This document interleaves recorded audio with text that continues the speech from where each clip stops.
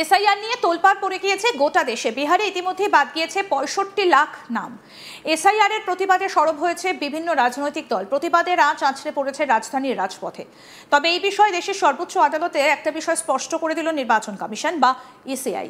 এই বিষয়ে ECI supreme কোর্টকে আশ্বস্ত করে জানিয়েছে যে 1 আগস্ট প্রকাশিত বিশেষ নিবিড় সংশোধন বা এসআইআর অনুশীলনের অংশ হিসেবে বিহারের খসড়া ভোটার তালিকা থেকে ভোটারদের নাম বাদ দেওয়ার ক্ষেত্রে পদক্ষেপের কারণ উল্লেখ করে পূর্ব নোটিশ জারি করার পরেই তা করা হবে। অ্যাসোসিয়েশন ফর ডেমোক্রেটিক রিফর্মস বা এডিআর এর আইনজীবী প্রশান্ত ভূষণ এবং নেহার রাঠির প্রতিনিধিত্বে আদালতে দায়ের করা একটা আবেদনের জবাবে খসড়া ভোটার তালিকা থেকে বাদ পড়া প্রায় 65 লাখ নামের ব্যক্তিগত বিবরণ প্রদান করতে নির্বাচন কমিশনকে নির্দেশ দেওয়ার জন্য আবেদন করা হয়। পরিবর্তে কমিশন বলেছে যে তাদের নীতি হবে প্রাকৃতিক ন্যায় বিচারের নীতি মেনে চলা, যাতে বাদ পড়ার মুখোমুখি ভোটারদের শুনানির এবং প্রাসঙ্গিক নথিপত্র সরবরাহের যুক্তিসঙ্গত সুযোগ দেওয়া হয়। নির্বাচন সংস্থা জানিয়েছে যে 2.5 লাখ স্বেচ্ছাসেবক, যাদের বেশিরভাগই বিহার সরকারের কর্মীদের যোগ্য ভোটারদের চূড়ান্ত ভোটার তালিকা থেকে বাদ পড়া এড়াতে বিভিন্ন রাজ্য বিভাগ থেকে প্রয়োজনীয় নথিপত্র পেতে সহায়তা করার জন্য মোতায়েন করা হয়েছে। নির্বাচন সংস্থা আরও জানিয়েছে যে বিহারের ভোটার তালিকায় চূড়ান্ত প্রকাশের আগে যোগ্য ভোটারদের নাম অন্তর্ভুক্ত করার জন্য আবেদন জমা দেওয়ার এবং দাবি ও আপত্তির সময়কালে অংশগ্রহণের সময়সীমা ও পদ্ধতি উল্লেখ করে হিন্দিতে বিজ্ঞাপন দেওয়া হয়েছিল। নির্বাচন কমিশন আরও জানায় যে তারা এসআইআর এর প্রথম পর্যায় সম্পন্ন করেছে, যার ফলে যথেষ্ট অগ্রগতি হয়েছে।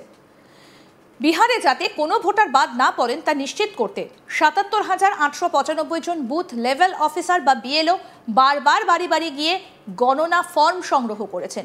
নির্বাচন কমিশন জানিয়েছে সমস্ত প্রধান রাজনৈতিক দল কর্তৃক নিযুক্ত 1.6 লাখেরও বেশি বুথ লেভেল এজেন্ট বা বিএলএদের একদিনে সর্বাধিক 50টি গণনা ফর্ম জমা দেবার ব্যবস্থা করা হয়েছে। ভোটারদের দৃষ্টি আকর্ষণ করার জন্য 261টি নগর স্থানীয় সংস্থায় বিশেষ নগর শিবির এবং 246টি সংবাদপত্রে হিন্দি বিজ্ঞাপন জারি করা হয়েছে।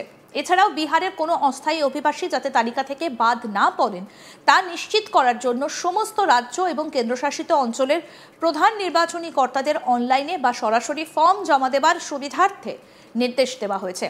এক্ষেত্রে 1 অক্টোবর পর্যন্ত যোগ্যতা অর্জনকারী তরুণ ভোটারদের দাবি এবং আপত্তির সময়কালের জন্য নির্ধারিত বিশেষ প্রচারণায় নাম নথিভুক্ত করার জন্য আমন্ত্রণ জানানো হচ্ছে।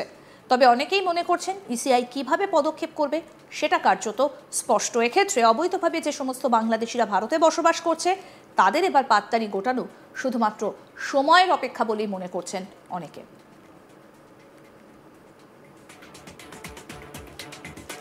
এদিকে মঙ্গলবার সাংবাদিকদের মুখোমুখি হয়ে তিনি বলেন, বিজেপি ভালো করে জানে যে বৈমাতৃসুলভ আচরণ বিশেষ করে গত 4-4.5 বছরের নির্বাচনে হেরে যাবার পর বাংলার মানুষের প্রতি তারা করেছে। বাংলার মানুষ যদি ভোটাধিকার প্রয়োগ করার সুযোগ পায় এদের জমানত বাজেয়াপ্ত হবে। সুতরাং তারা আগে থেকে প্রস্তুতি নিচ্ছে।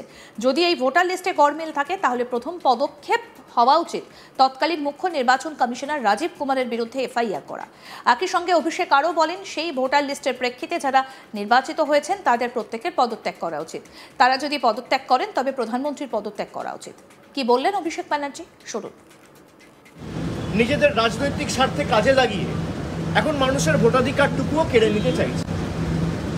বিজেপি ভালো করে জানে যে বৈমাতৃসুলভ আচরণ বাংলার মানুষের প্রতি, বিশেষ করে গত 4.5 বছরে নির্বাচনে হেরে যাওয়ার পর বাংলার মানুষের প্রতি তারা করেছে। টাকা বন্ধ থেকে শুরু করে বাংলার মানুষকে বিভিন্নভাবে ব্যঙ্গ বিদ্রুপ করে বাংলাদেশি বলা। বাংলার মানুষ যদি ভোটাধিকার প্রয়োগ করার সুযোগ পায় এদের জামানত বাজেয়াপ্ত হবে। সুতরাং তারা আগে থেকে প্রস্তুতি নিচ্ছে। আমি ইলেকশন কমিশনকে বলবো যে সবাই বলছে আপনারা ভুল, বিরোধী পার্টি। আমি ধরে নিলাম তর্কের খাতিরে আপনারা ঠিক। আপনারা যদি ঠিক হন তাহলে প্রথম পদক্ষেপ, যদি এই ভোটার লিস্টে গড়মিল থাকে তাহলে ফার্স্ট স্টেপ শুড বি যে তৎকালীন যিনি চিফ ইলেকশন কমিশনার ছিল রাজীব কুমার, তার বিরুদ্ধে ক্রিমিনাল প্রসিডিং ইনিশিয়েট করা, তার বিরুদ্ধে নির্বাচন কমিশন থেকে এফআইআর করা, যে তার তত্ত্বাবধানে, তার ভিজিলেন্সে, তার সুপারভিশনে যে জেনারেল ইলেকশন 1 বছর আগে হয়েছে সেখানে যদি ভোটার লিস্টে গড়মিল থাকে আর ফেক ভোটার থাকে এবং সত্যি বাংলাদেশি থাকে তাহলে তার বিরুদ্ধে ক্রিমিনাল প্রসিডিং ইনিশিয়েট করে সেই ভোটার লিস্টের বেসিসে যারা নির্বাচিত হয়েছে সবার পদত্যাগ করা উচিত। এবং তারা যদি পদত্যাগ করে তাহলে প্রধানমন্ত্রীর পদত্যাগ করা উচিত। এই ভোটার লিস্টের বেসিসেই প্রধানমন্ত্রী স্বরাষ্ট্রমন্ত্রী নির্বাচিত হয়েছে। এই ভোটার লিস্টের বেসিসেই আগামী দিন উপরাষ্ট্রপতি বা রাষ্ট্রপতি সাংসদদের ভোটে নির্বাচিত হবে। তাহলে পুরোটাই যদি বেনিয়ম বা অনিয়ম বা ভেজাল বা কোনো ফেক নাম থেকে থাকে, তাহলে ফার্স্ট স্টেপ হিসেবে তারা রিজাইন করুক। সারা দেশের মানুষ এসআইআরকে স্বাগত জানাবে। আমি বলছি আপনারা যদি এসআইআর করতে চান, আপনাদের বক্তব্য কি?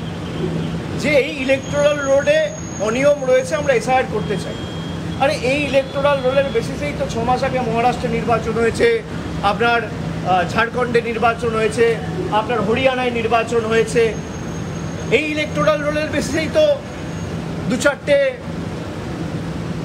রাজ্যে বিজেপি সরকার ক্ষমতায় এসছে 6 মাস আগে পর্যন্ত। এই ভোটার লিস্টের বেসিসেই তো কেন্দ্রের সরকার ক্ষমতায় এসছে, বিজেপি 240টা সিট পেয়েছে। তা যারা এই ভোটার লিস্টের বেসিসে নির্বাচন করে, আমি আমার কথাও বলছি, বিজেপি শুরু করুক না, আমরা সবাই ডিজাইন করুক, কোনো অসুবিধা নেই। লোকসভা ডিসলভ করে দেওয়া হোক, লোকসভা ডিসলভ করে সারা দেশে এসআইআর হোক, তারপর ফ্রেশ ইলেকশন হোক, কেউ তো বারণ করেনি। অভিষেক ব্যানার্জি কার্যত বিজেপি ও এনডিএ শরিকদের চ্যালেঞ্জ ছুড়ে দিয়ে বলেন, আপনারা শুরু করুন। আপনারা তৃণমূলের যত প্রতিনিধি আছেন বা বিরোধী রাজনৈতিক দল কংগ্রেস, ডিএমকে, সমাজবাদী পার্টি সবাই পদত্যাগ করবে, পুরো লোকসভা ডিসলভ করে দিন, তারপর আপনারা এসআইআর করুন। কি বললেন অভিষেক ব্যানার্জি, শুনবো। ভাই, আপনি নির্বাচিত হয়েছেন, আপনার ভোটার লিস্টে গড়মিল নেই। আমি নির্বাচিত হয়েছি, আমার ভোটার লিস্টে গড়মিল রয়েছে। কি সুন্দর! এ তো হতে পারে না। একই যাত্রায় পৃথক ফল, এ তো হতে পারে না। আপনারা দৃষ্টান্ত স্থাপন করুন না। এত আপনারা সততার কথা বলেন, গণতন্ত্রের কথা বলেন, আপনারা ভারতবর্ষের উজ্জ্বল ভবিষ্যতের কথা বলেন। তো বিজেপির নেতাদের বলবো বা এনডিএ শরিক যারা আছে তাদেরকে বলবো, আপনারা শুরু করুন। তৃণমূলের যত জনপ্রতিনিধি আছে বা বিরোধী রাজনৈতিক দল কংগ্রেস, এদিকে ডিএমকে বা সমাজবাদী পার্টি, সবাই ডিজাইন করবে, পুরো লোকসভা ডিসলভ করে দিন, তারপর আপনারা এসআইআর করুন। লোকসভা ডিসলভ করে দেওয়ার পর সারা দেশে এসআইআর হোক। বিজেপির যদি অবজেক্টিভ ঠিক থাকে বা এনডিএ সরকারের যদি অবজেক্টিভ ঠিক থাকে যে আমি দেশে ভোটার লিস্টে যাতে একটাও বাইরের ভোটার না থাকে সেটা সুনিশ্চিত করব, সবাই রিজাইন করুন, লোকসভা ডিসলভ করুন, তারপর আপনি এসআইআর করুন না, কাশ্মীর থেকে কন্যাকুমারী করুন। আরও আপডেট পেতে দেখতে থাকুন আজ তাক বাংলা। সাবস্ক্রাইব করুন, নোটিফিকেশন পেতে বেল বাটন অপশন প্রেস করুন, হোয়াটসঅ্যাপে ফলো করুন আজ তাক বাংলা।